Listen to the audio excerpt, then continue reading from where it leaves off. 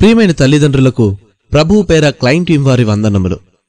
ఈ మధ్యకాలంలో పిల్లలు ఏడ్చినప్పుడు తల్లిదండ్రులు వారిని సముదాయించడానికి సెల్ఫోన్లోని బొమ్మలను, వీడియోలను, పాటలను, గేమ్స్లను చూపిస్తున్నారు. వారి ఏడుపు నాపడానికి ఒక సాధనంగా ఈ పరికరాలను ఉపయోగించాలనుకున్న తల్లిదండ్రులు ఆ పరికరపు చెడు ప్రభావం వల్ల చివరికి నిట్టూర్పు విడుస్తారని తెలుసుకుంటే నేడు మీరు నివ్వరపోతారు. వారి 11వ ఏటనే ఒక సొంత సెల్ ఫోన్ కలదని ఒక సర్వే చెబుతుంది. మెదడు, వెన్నెముక, నాడీ వ్యవస్థ మొదలైనవి పిల్లల్లో ఎదుగుతున్న దశలో ఉంటాయి. సెల్ ఫోన్ నుండి విడుదలయ్యే రేడియో తరంగాలు దేహంలోని కణాలపై ఖచ్చితంగా ప్రభావం చూపుతాయి. ఈ తరంగాలు పిల్లల నాడీ వ్యవస్థ, మెదడు మొదలైన అవయవాలపై విపరీతమైన ప్రభావం చూపుతుంది. చాలాసేపు ఫోన్లో మాట్లాడితే మెదడులో చెవి ప్రక్కన ఉండే 5వ కపాలనాడిపై ప్రభావం చూపుతుంది. ఇది బ్రెయిన్ ట్యూమర్కు దారితీస్తుంది. అంతేకాకుండా క్యాన్సర్ కూడా వచ్చే అవకాశాలు ఉన్నాయి. సెల్ ఫోన్ స్క్రీన్పై లక్షల క్రిములుంటాయి. అప్పుడప్పుడు మీ చిన్నారులు వాటిని నోట్లో పెట్టుకుంటారు. వారి ఆరోగ్య పరిస్థితి ఏమవుతుందో ఒక్కసారి మీరే ఆలోచించండి. కంటి సమస్యలు కూడా ఎన్నో వస్తున్నాయి. బాల్యంలోనే ఇన్ని రోగాల బారిన పడితే యవ్వనంలో దేవుని కాడి మోయగలరా? మధ్య వయస్సులో దేవుని కొరకు గొప్ప పనులు చేయగలరా?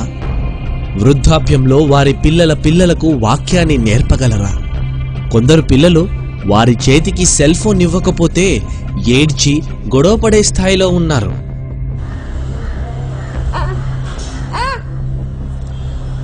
మరికొందరు పిల్లలు నిర్విరామంగా సెల్ ఫోన్లో విపరీతంగా గేమ్స్ ఆడుతూ ఉంటారు. ఇలా సెల్ ఫోన్ని విపరీతంగా వాడిన ఒక అమ్మాయి పరిస్థితి చూస్తే నిజంగా చాలా బాధ అనిపిస్తుంది. ఓసారి చూద్దాం. ये मैंने वीडियो इसलिए सेंड की है कि ये जो बच्ची है इसके साथ जो प्रॉब्लम है वो इंटरनेट यूज़ करने से हुई है। मोबाइल और ये आईफोन, आईपैड जो हम यूज़ करते हैं, हमारे बच्चे बहुत ज़्यादा कसरत से यूज़ करते हैं।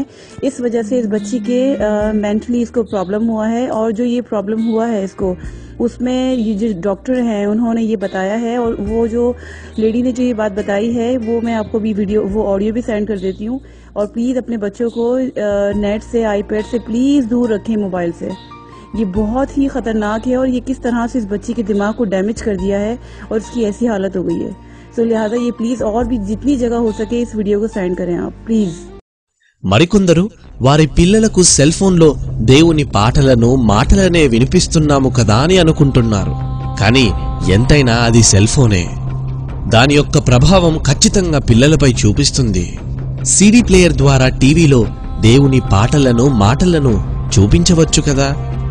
అవయవాలను నీతి సాధనాలుగా దేవుని పని కొరకు ఉపయోగించబద్ధులమై ఉన్నాము గనుక వారి దేహాన్ని సెల్ ఫోన్ రేడియేషన్ నుండి కాపాడండి.